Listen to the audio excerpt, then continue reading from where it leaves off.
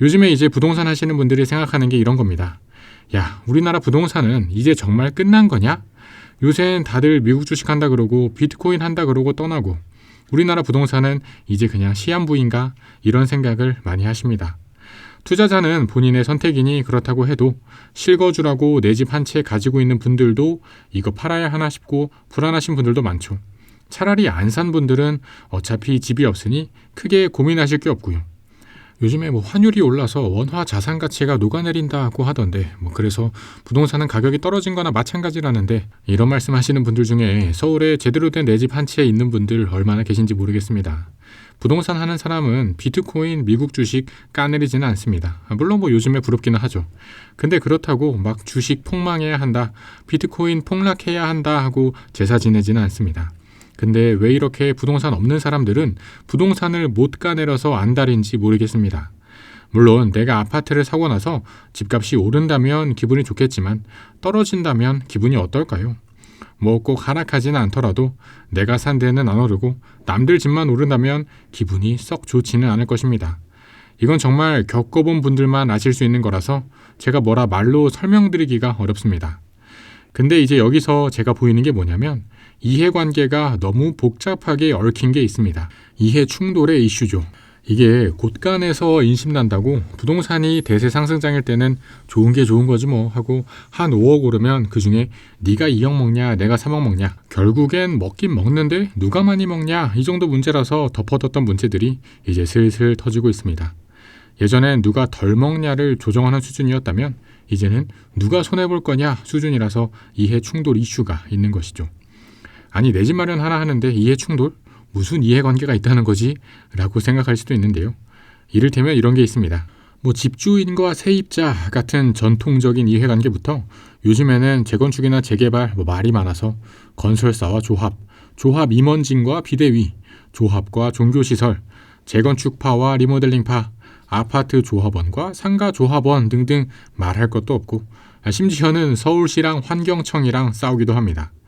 예전에 부동산 대세 상승장일 때는 어차피 여기나 저기나 다 오르니까 곳간에서 인심나서 어깨 걸고 같이 갑시다 하고 덮어뒀던 것들이 여기저기 문제가 참 많습니다. 결국엔 이런 싸움이 집값이랑 연결되는 거라서 나는 내 집 하나 사는 거니까 별 상관없다 라고 하실 수도 없습니다. 맨 처음에 말씀드린 것처럼 큰 돈 들여서 집 샀는데 떨어지거나 남들 집값만 오르면 스트레스도 그런 스트레스가 없으니까요. 결국엔 이게 이어지는 게 정치 이슈입니다. 몇 번 말씀드리듯 제가 정치 전문가도 아니고 정치에 대해서는 의견도 없어서 어디가 좋다는 걸 말씀드리려는 건 아닙니다.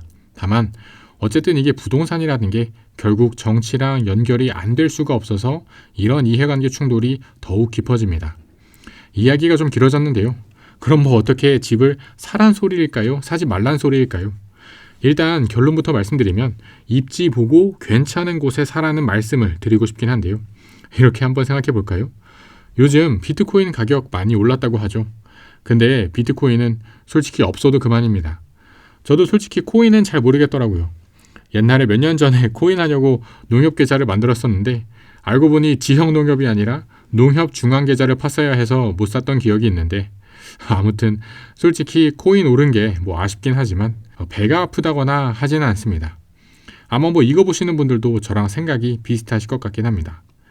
옆에 친구가 비트코인으로 얼마 벌었다고 해도 야 좋겠다 부럽다 하는 정도지 그거 가지고 저 자식 저거 꼴 보기 싫다 이러진 않죠. 근데 부동산은 어떤가요? 일단 집 있고 없고 거기서부터 반반 갈립니다. 요즘엔 그냥 어디 사냐 이런 말 자체가 급지를 나눈다고 해서 말 꺼내는 분위기도 아니고 부모 자식 간에도 집을 샀어야지 팔았어야지 이런 얘기는 잘 안 합니다. 워낙 민감한 문제라서요. 아마 요즘엔 이런 분위기라는 거 다들 비슷하게 느끼실 것 같습니다. 결국엔 그래서 말씀드리고 싶은 건 뭐냐 하면 어차피 내 집 하나 없는 부자는 없고 내 삶을 다른 사람에게 의존하게 할 게 아니라면 발 뻗고 잘 집 하나는 필요한데 좋은 곳에 좋은 가격에 사시라는 말씀 드리고 싶습니다. 처음에 재건축 이야기를 드렸었는데 재건축은 완공 때까지 죽자 사자 기다리는 게 아니고 단계가 진행될 때마다 올라가는 시세 차익을 먹어야 하고 무엇보다도 재건축이 안 되더라도 입지 자체가 좋은 곳을 골라야 합니다. 작년 이맘때쯤에 고단백의 네이버 프리미엄 콘텐츠에 한 분이 사연을 보내주신 게 있는데요. 이런 이야기가 있었습니다. 자녀 둘 있는 가장분이신데 이런저런 이야기 보내주신 걸 보면 아마 40대 정도 되신 것 같습니다. 근데 동대문구 답심리동에 신답극동 보고 계시다고 말씀 주셨습니다. 결론적으로 제가 말씀드린 건 신답극동 매수하시고 추가 분담금까지 하면 한 11억, 거의 12억에 30평대 신축 아파트를 사는 셈인데 입지나 세대수나 앞으로 또 재건축한다고 몇 년 기다리셔야 할 거 생각하면 차라리 그 돈으로 레미안 위브나 레미안 크레시티 같은 답심리동 신축을 사시라고 말씀드렸습니다. 이게 2023년 11월 사연이었는데 그 이후로 신답극동이랑 레미안 위브 가격을 한번 살펴볼까요? 일단 신답극동은 세대수가 적어서 거래 자체가 별로 없고 레미안 위브는 23년 말에 11억, 12억 했는데 지금은 13억까지 올라왔습니다. 제가 말씀드린 대로 그냥 여기 사셨으면 벌써 한 1억 시세 차익 먹고 올겨울 마음 따뜻하게 보내실 것 같습니다. 이처럼 부동산은 그냥 기본만 지켜도 중간 이상은 합니다. 그거 비트코인 1000만 원 넣어서 수익률 20-30% 먹었다고 해도 한 300만 원 번 겁니다. 근데 부동산은 어떤가요? 현금 2억 3억으로 6억 7억짜리 자산을 살 수 있는 건 부동산이 유일합니다. 다주택 투자를 하라는 말씀이 아닙니다. 내일 당장 부동산 가서 뭐라도 사라는 말씀이 아닙니다. 다만 어차피 내 집 마련 해야 하는 거라면 방학수제처럼 미뤄둔 내 집 마련이라면 공부해 두시는 게 나쁠 건 없지 않냐라는 말씀을 드리고 싶습니다. 그러면 미뤄둔 내 집 마련은 어디에 하는 게 좋을까요? 이번에 임장을 다녀온 곳은 장위 뉴타운 일대입니다. 레미안 장위 퍼스트하이나 북서울 꿈에서 마이파크 같은 이제 한 4-5년 차 되는 신축 대단지 아파트들로 유명한 곳입니다. 뿐만 아니라 돌구 지역 역세권으로는 장위 자이 레디언트가 이제 거의 공사를 마치고 곧 입주를 앞두고 있는데요. 언제나 말씀드리듯 낙후되었던 주거지역이 새 아파트로 탈바꿈하면 사람들의 선호가 올라가고 수요가 증가하게 됩니다. 지금은 이제 완전 막바지 공사판인 분위기인데 대단지가 들어오면서 도로 정비도 좀 되고 있고 공개 공지처럼 공원이 깔리고 조경도 자리 잡고 하면 살기에는 더 쾌적해질 것 같아 보였습니다. 사실 이렇게 재개발이 많이 들어오는 곳이 또 유명한 곳이 있습니다. 구성남이죠. 구성남은 강남이나 분당, 판교가 지리적으로 가깝다는 게 강점인데 언덕이 좀 심하다는 게 단점입니다.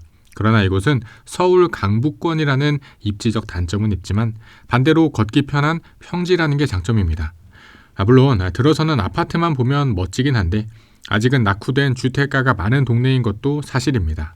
장위 자이 맞은편에 장위 19역은 알박기 교회를 빼고 재개발하는 것으로 방향이 바뀌어서 이제 슬슬 펜스 치고 공사를 재개하는 모습이었고 여기까지 대단지가 들어오면 동네 분위기는 참 많이 바뀌겠지만 아직은 길가에 술집들도 좀 있고 엄청 오래되어 보이는 미싱 공장도 있고 길 하나 사이로 새 아파트와 오래된 주택의 대비가 명확한 곳이 이곳 장위동 일대입니다.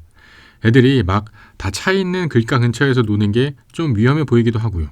사실 이렇게 명확히 빌라와 아파트가 대비되어 있는 모습은 사람들이 왜 아파트 하는지 그 중에서도 왜 유독 새 아파트를 그렇게 좋아하는지 한눈에 볼 수 있는 장면입니다. 그래서 이런 곳은 초등학교 배정을 아파트 안에 있는 곳으로 받냐 아니면 빌라랑 섞여 있는 곳으로 받냐 이런 거에 따라서 또 같은 단지 안에서도 동마다 가격 차이가 나는 경우도 있습니다. 그래도 뉴타운의 힘이라는 게 아파트 한두 동 재건축하는 게 아니고 수천 세대씩 밀고 대단지를 만들어 버린다는 것입니다. 지금은 돌고 지역에서 조금 동떨어진 느낌의 북서울 꿈에서 마이파크, 레미안 장위 퍼스트 하이 같은 아파트들도 장위 자이 레디언트나 장위 19역이 들어서면 지역의 균질성이라는 측면에서 큰 환경 개선이 기대되는 곳이고 앞으로 동북선 개통 호재도 앞두고 있습니다. 지난번에 이쪽 임장을 왔을 때도 아마 작년이었나 재작년에 추울 때 왔었는데 불과 1-2년 만에 또 이렇게 동네 모습이 크게 바뀐 것을 보니 재개발의 힘을 새삼 실감합니다. 장위 6구역인 푸르지오 라디우스파크도 한창 공사를 하고 있는데 아마 내년 이맘때쯤이면 또 달라진 모습을 보여줄 곳이 장위 뉴타운이라 앞으로가 더 기대되는 입지였습니다. 마지막으로 잠시 개인적인 이야기를 해보면 이곳저곳 참 많이 다니면서 오를 땐 오른다, 떨어질 땐 떨어진다 이야기를 드리고 있는데 왜 한쪽으로만 이야기하지 않냐는 악플을 받으면 저도 조금 마음이 아픕니다. 시장이라는 게 항상 상황이 바뀌는 것이니 현장을 다니면서 입지를 보고 선택하자는 말씀을 드리고 싶었던 것인데 제 전달력이 부족해서 그런 것이라 생각합니다. 아무튼 앞으로는 더 일관된 유튜브 보시는 분들께서 헷갈리시지 않게 명확히 메시지를 전달드릴 수 있도록 더 노력하겠습니다. 더 많은 입지에 대한 이야기, 뉴타운 좋은 거 다 아는데 예산이 비싸다, 저렴한 가성비 입지를 알려달라 라고 하신다면 고단백의 네이버 프리미엄 콘텐츠에서 더 많이 소개드리고 있으니 고정 댓글의 링크도 한번 참고 부탁드립니다. 긴 영상 시청해주셔서 감사드립니다. 영상이 마음에 드셨다면 채널 구독과 영상 좋아요까지 부탁드립니다. 그럼 저는 다음에 또 새로운 부동산 이야기로 찾아뵙겠습니다. 감사합니다.